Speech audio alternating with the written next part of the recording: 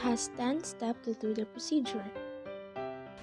Hand washing is a vigorous, brief rubbing together of all surface of the hands, lathered in soap, followed by rinsing under a stream of water. An antimicrobial soap product is recommended for use with hand washing before participating in an invasive procedure and after exposure to blood or body fluids. The length of the scrub will vary based on need.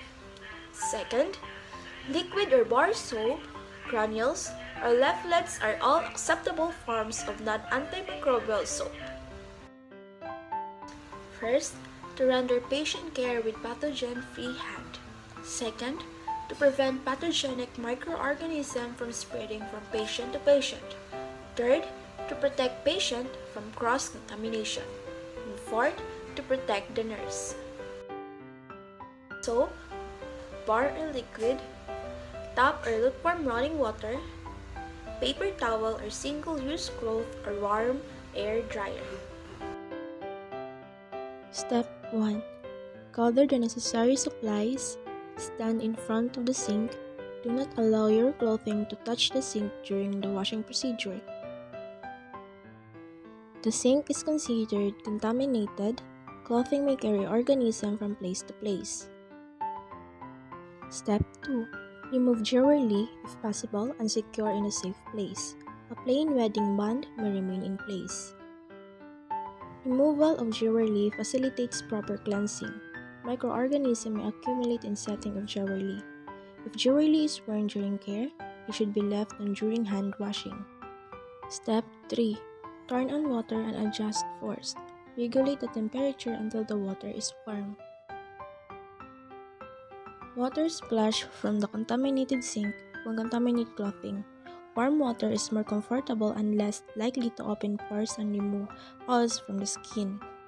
Organisms can lodge in roughened and broken areas of chapped skin. Step 4. Wet the hands and wrist area. Keep hands lower than elbow to allow the water to flow toward fingertips. Water should flow from the cleaner area toward the more contaminated area.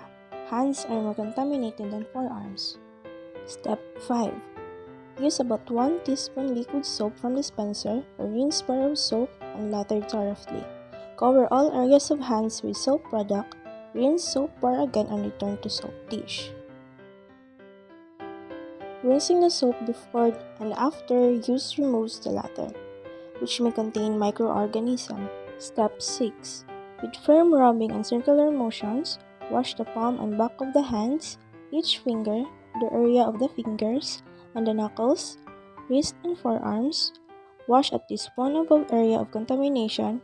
If hands are not visible soiled, wash to one above the wrist.